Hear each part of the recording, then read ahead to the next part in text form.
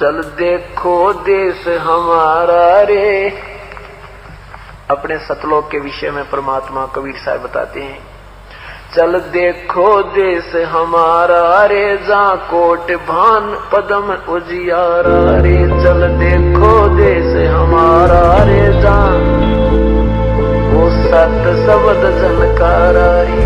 वास्तविक तो आनंद है वो सतलोक में बज रहा है।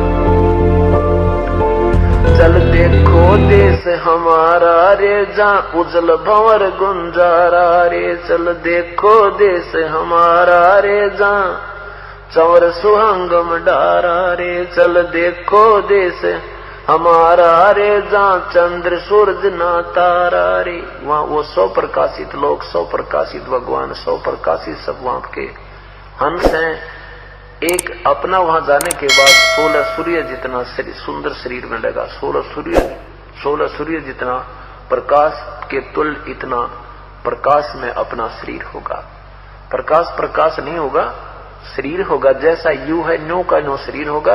अब ये जैसे ना यहाँ ही देख लो, किसी का गोरा रंग है, किसी का सांवला रंग है, तो वहां सबका एक जैसा कति ऐसा नूर होगा, शरीर ज्यों का त्यों होगा। ये ऐसा नाविरम होगा, नाड़ी का नहीं बना होगा, वो एक तत्व से बना होगा, 5 तत्व से बना हुआ नहीं होगा। चल देखो देश हमारा रे, जा चंद्र सूरज नहीं तारा रे। चल देखो देश हमारा रे, नहीं धर अंबर गए नारा रे। चल देखो देश हमारा रे, जा अनंत फूल गुलजारा रे। चल देखो देश हमारा रे, जा बाटी चवे कलारा रे। चल देखो देश हमारा रे, जा घूमत है मतवारा रे। चल रे मन की जदारमदारा रे, तुझे ले छोड़ू दरबारा रे। फिर वापस नहीं आवे रे, सतगुरु सब नाच मिटावे रे। ये सारे नाच मिट जाएंगे, कभी पशु बनने के, कभी पक्षी बनने के, कभी मृत्यु, कभी टांग कटे, कभी कुछ हो। कहते हैं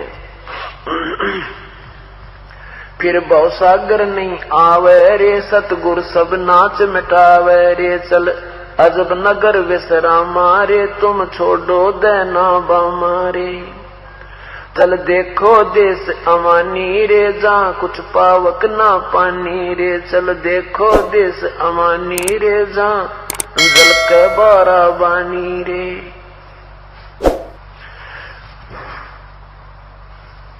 चल अक्षर धाम चलाऊं रे, मैं अवगत पंथ लखाऊं रे। कर मकर तार पयाना रे, जो शब्द समाना रे। चल जलमल दरिया, जहाँ जलमल दरिया नागर रे, जहाँ हंस रहे सुख सागर रे। हंस, वहां पर हंस होकर ही हम जा सकते हैं।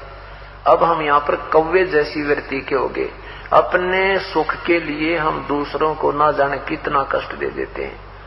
और जब हम परमात्मा के इस ज्ञान को से परिचित होंगे, फिर हम बुराई नहीं करेंगे। के जंगम दुखिया जोगी दुखिया, तपस्वी को दुख दूना हो। आशा तृष्णा सब में व्यापे, कोई महल ना सुनो हो, कोई महल ना सुना हो। जंगम दुखिया, योगी दुखिया, तपस्वी को दुख दूना हो।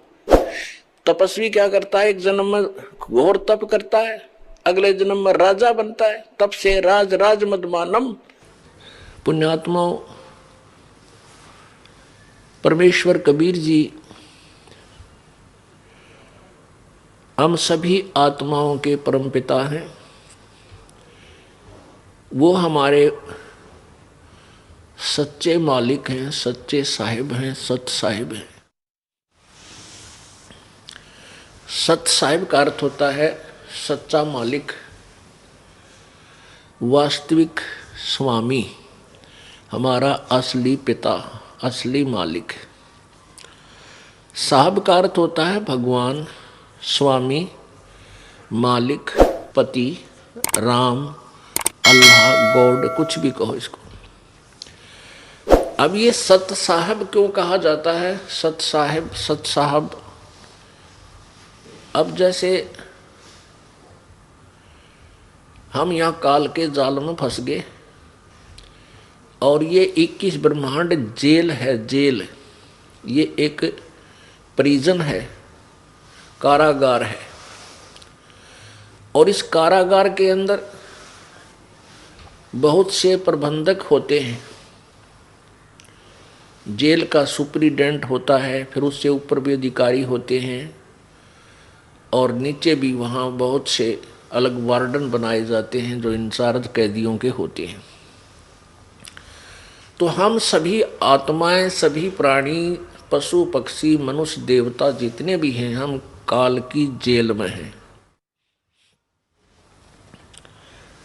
और यहाँ के मालिक कौन है? इस जेल के प्रबंधक, यहाँ का सुपरिटेंडेंट समझ लो यू काल है, या यहाँ का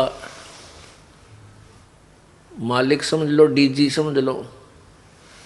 और ब्रह्मा विष्णु महेश यहाँ के प्रबंधक हैं,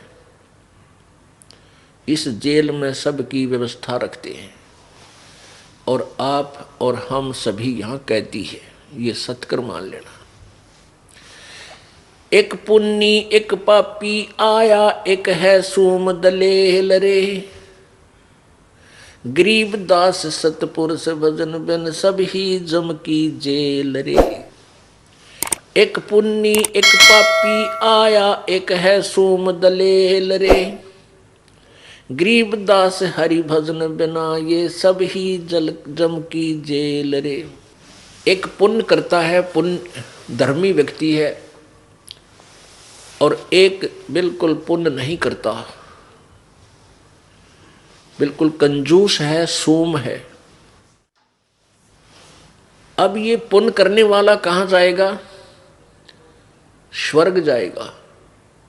और स्वर्ग में अपने पुण्यों को समाप्त करके कहाँ आएगा? नरक में जाएगा। क्योंकि जब तक हम कबीर परमेश्वर जी की शरण में परम संत के माध्यम से नहीं जुड़ते हैं, तब तक प्राणी को, चाहे वो किसी भी देव की भक्ति करता है, चाहे ब्रह्म साधना करता है, चाहे परब्रह्म साधना करता है, चाहे वो ब्रह्मा विष्णु महेश या अन्य देवताओं की और अन्य पूजाएं करता है, उसको वर्क डन मिलेगा। जैसा किया वैसा फल उसको भोगना होगा। पुण्यों का अलग अकाउंट होगा और पाप का अलग होगा। तो पुण्य स्वर्ग में और पाप नरक में। फिर कुछ मिले जुले ऐसे संस्कार निर्धारित किए हैं जो 84 लाख प्रकार के प्राणियों की, पशु पक्षी, जीव जंतु, जल के जंतु, इन सभी की योनियों में भी आपने भोगना पड़ेगा। एक पुण्य करने वाला, एक पापी, और एक है सूम दलेल रे। एक कति कंजूस है, दान पुण्य करता नहीं। तो ये सभी कहते हैं काल की ही जेल में है। वो पुण्य करने वाला भी स्वर्ग में पहुंच गया, वहां पुण्य खत्म होते, नरक के बाद 84 लाख योनियों के इस कोल्लू के चक्कर में गिर जाएगा। अब हम सत साहिब को डिफाइन कर रहे हैं। सच्चे मालिक सत साहब की परिभाषा बता रहे हैं आपको। अब सत साहिब क्यों कहना पड़ा? क्योंकि सच्चा मालिक हमारा वास्तविक, जो हमारा धनी है, हमारा स्वामी है, जिसके हम बच्चे हैं, वो कबीर देव है, कबीर साहब। देव कहो, साहब कहो, राम कहो, अल्लाह कहो, गॉड कहो, ये सभी भाषा भिन्न और उपमात्मक परमात्मा के नाम हैं। अब जैसे एक तहसीलदार साहब, फिर एसडीएम साहब, फिर डिप्टी कमिश्नर साहब, मंत्री साहब एक प्रांत में, और मुख्यमंत्री साहब, फिर प्रधानमंत्री साहब और राष्ट्रपति साहब, ये सभी साहब हैं। इसी प्रकार हमने प्रभु को समझना है, प्रभु की परिभाषा समझनी है। अब एक ब्रह्मांड में केवल 3 लोक के ऊपर रजगुण ब्रह्मा जी, सतगुण विष्णु जी, तमगुण शिव जी एक एक विभागीय मंत्री हैं। एक ब्रह्मांड को समझो एक प्रांत है, और हम इसमें बंद हैं। हमारे प्रबंधक हैं ये तीनों मंत्री, ये क्यों हमें यहां रोके हुए हैं? क्योंकि हमने एक गलती की थी सतलोक में, उस गलती के कारण हम आज तक दंड भोग रहे हैं। वो दंड तो ये उसका इतना बड़ा पैमाना हो गया हमारे लिए, इतना बड़ा दंड बन गया कि 84 लाख योनियां भी उसी कारण से आज हम भोग रहे हैं। क्योंकि हम अपने पिता को भूलकर उस सच्चे मालिक को, सच्चे साहब को, सत साहब को भूल गए। इस झूठे नकली साहब के ऊपर हम आकर्षित हो गए। कौन? किसके ऊपर? इस ब्रह्म ज्योति निरंजन के ऊपर।